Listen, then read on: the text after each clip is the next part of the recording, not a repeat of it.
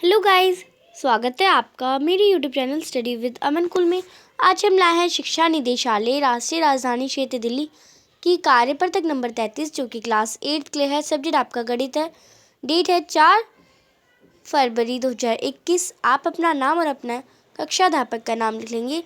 आज हम बीज व्यंजक के पद, गुणनखंड और उसके गुणांक पढ़ेंगे।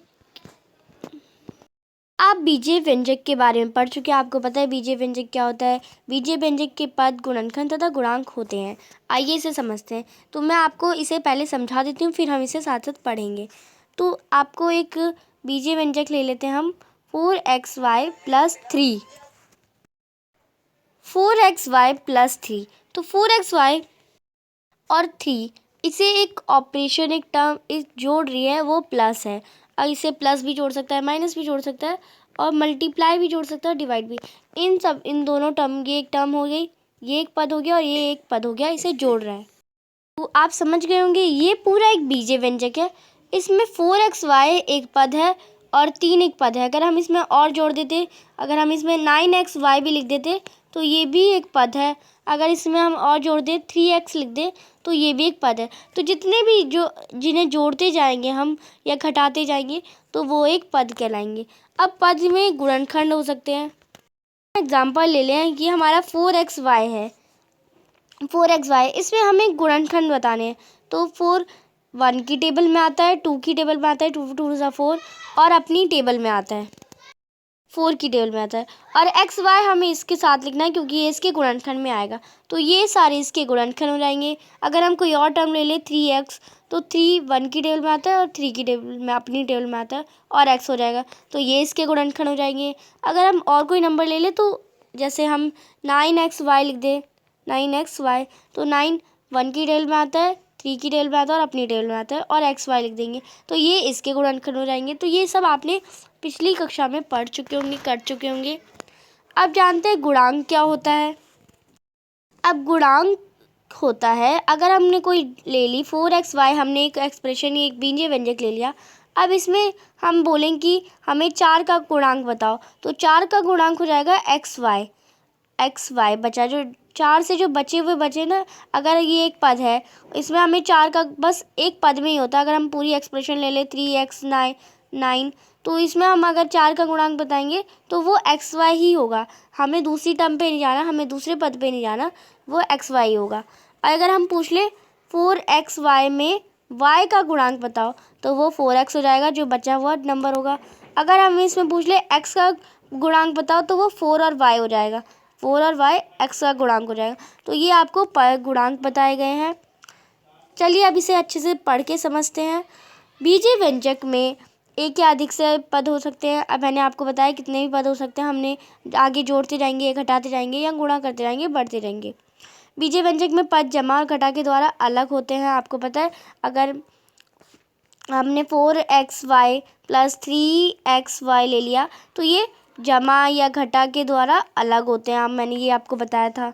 एक पद में एक या से अधिक गुणनखंड होते हैं और एक पद में एक से अधिक गुणनखंड होते हैं, मुझे पता है, ये भी आपको बताया मैंने। गुणनखंड कैसे निकालते हैं। पद के गुणनखंड को उसी पद के दूसरे गुणनखंड का गुणांक कहते हैं। अब जो पद के गुणनखंड होते हैं ना, जैसे हमने एक ले लिया 3xy, हमने ये नंबर ले लिया, हमने ये एक्सप्रेशन ले ली, हमने ये आपका बीजीय व्यंजक ले लिया। अब ये जो एक पद है, आपको ये क्योंकि किसी को 3xy, ये तो किसी के साथ जोड़ नहीं रही, तो ये कोई हमारा ओनली ये पद हो गया हमारा। पद के गुणनखंड आपको पता है 3xy। हम जब भी जब भी गुणांक निकालते हैं तो हम 1, अगर यहाँ पे हम 13 ले लेते, यहाँ पे अगर हम 13 ले लेते तो इस 1 और 13 हो जाता। अगर हम कोई और नंबर ले लेते तो उसके, अगर हम यहाँ पे 4 ले लेते, इसकी जगह यहाँ 4 लिख देते हैं, यहाँ हम इसकी जगह 4 ले लेते, तो इसके जो गुणनखंड होते, इसके जो गुणनखंड होते वो 1 और 2xy होते। तो इसमें जो अब हमारा जो नंबर है 1 2 4 और xy होता, तो इसमें जो नंबर 4xy के, जो हमारे 4xy आता, वही इसके गुणनखंड, अगर हम इसका गुणांक निकालते तब होते। पर अगर हम इसके गुणनखंड निकाल रहे हैं तब हम पूरा लिखेंगे, गुणांक निकाल रहे हैं तब हम सिर्फ 4xy को ही मानेंगे। तो जब हम गुणांक निकालेंगे तो आप ये हमेशा याद रखें, तो हम उसे 4x और y को ही मान ले। तो इसमें जो गुणांक होता है इसके जो दूसरे गुणनखंड का, यहाँ पे आपको समझ के चलेंगे, पद के गुणनखंड को उसी पद के दूसरे गुणनखंड का गुणांक कहते हैं। अब पद के जो गुणनखंड है उसी पद के दूसरे गुणनखंड को गुणांक कहते हैं। तो ये पद ले लिया हमने 4, उसके जो दूसरा ही गुणनखंड है उसे ही हम गुणांक कहते हैं। तो ये आपको बताया गया था। आगे आपको एक टेबल चार्ट दे रखा है। बीजीय व्यंजक आपने पढ़ा, पदों का समूह होता है, पदों के गुणनखंड को पदों का समूह कहते हैं, और इसमें अचर होता है और चर होता है। ये आपको पता है अचर और चर कैसे होते हैं। इसमें 4xy है, ये आपका पदों का गुणनखंड है। तो इसमें 4 है वो अचर है और x और y है वो चर है। तो आपको ये पता है। दिए गए पदों में बीजीय व्यंजक लिखें। अब ये जो आपको पद दे रखे हैं, कॉमा लगाए इसलिए पद है, अगर आप प्लस या माइनस का निशान लगाते तो ये बीजीय व्यंजक कहलाते।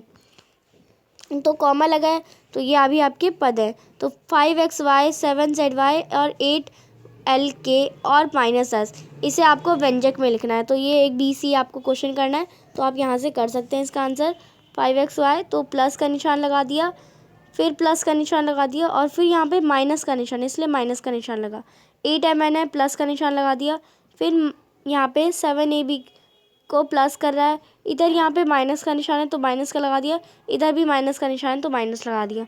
7-7pr है, तो इसमें यहाँ पे कोई निशान नहीं है तो प्लस का निशान लग गया, यहाँ पे कोई निशान नहीं है तो प्लस का लग गया, और यहाँ पे कोई निशान नहीं है तो प्लस का लग गया। तो ये सारे बीजीय व्यंजक बन गए हैं। ये जो आंसर है वो बीजीय व्यंजक बन गए, और अभी ये पद ही है, ये पदों का समूह है। तो ये आपको बताया गया था। आगे अब जो मैंने आपको समझाया है वही आपको डिटेल में बता रखा है। बीजीय व्यंजक एक दे रखा है आपको 4xy - 5x + 6, इसमें प्रथम पद और ये द्वितीय पद मैंने आपको बताया। 4xy प्रथम पद है, -5x द्वितीय पद है, और 6 तृतीय पद है। 4xy में जो इसके गुणनखंड होंगे वो 1, 2, 4 और x और y होगा, और द्वितीय पद के गुणनखंड में हम देखेंगे 1 होगा, 5 होगा और x होगा, और तृतीय पद के गुणनखंड में 1, 2, 3 और 6, जो कि आपको मैंने अभी करके भी दिखाया। पद का अचर भाग क्या होगा? 4 होगा, अचर है क्योंकि इसका जो मान है वो कभी बदलेगा नहीं, ये एकदम फिक्स्ड रहेगा। और चर भाग है xy, मैंने ये आपको करके दिखाया अभी। इस पद -5x में पद का चर भाग -5 है और चर भाग है x, और पद का चर भाग इसमें 6 है और इसमें कोई चर भाग तो है ही नहीं। तो ये हमारा हो गया, ये आपको बताया गया था। यहाँ पे मैंने आपको गुणांक निकालना तो सिखा दिया, पर इसमें आपको दोबारा बता रखा है, आओ गुणांक निकालें।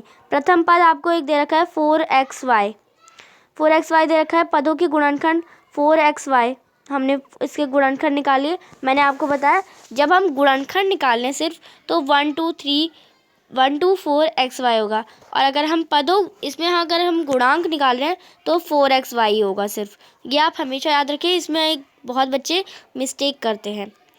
4 का गुणनखंड, 4 का अगर हम गुणांक निकालें तो 4 का गुणांक मैंने बताया, बाकी जो बच्चे हैं xy उसका 4 का गुणांक xy हो जाएगा। अगर हम xy का पूछे xy का गुणांक क्या है तो बाकी जो बचा 4 है वो 4 हो जाएगा। अगर मैं सिर्फ पूछूं x का गुणांक क्या होगा तो वो 4 और y हो जाएगा, और y का गुणांक पूछूं तो 4 और x हो जाएगा। तो ये आपको यही बता रखा है जो मैंने आपको बताया था। आओ गुणांक निकालें, तो ये द्वितीय पद है। द्वितीय पद आपको क्या दे रखा था ऊपर? -5x। तो इसमें पद के गुणनखंड कौन कौन से थे?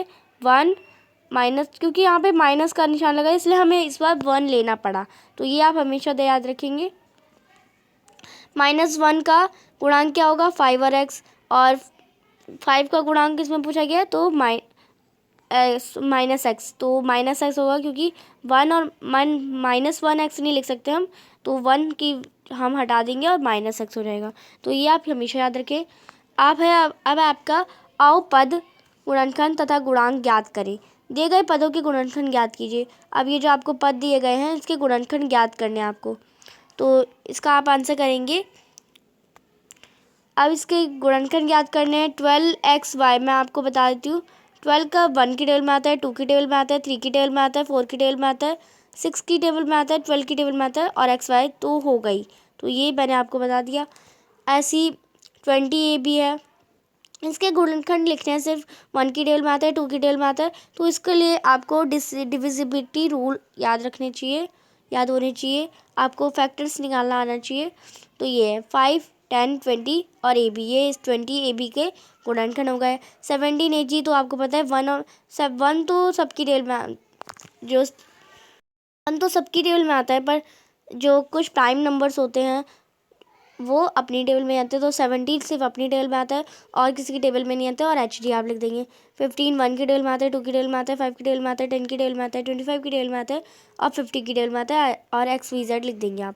-40 MN है तो माइनस का निशान -1 हो जाएगा। 2 4 5 8 10 20 और 40 की टेबल में आता है और MN लिख देंगे आप। फिर है आपका 24x का स्क्वायर y, तो इसमें आपको ध्यान देना है। सबसे पहले आप 24 का तो लिख ही देंगे। 1 और 2 1 2 3 4 6 8 12 और 24 ये सारे तो इसके फैक्टर हो जाएंगे।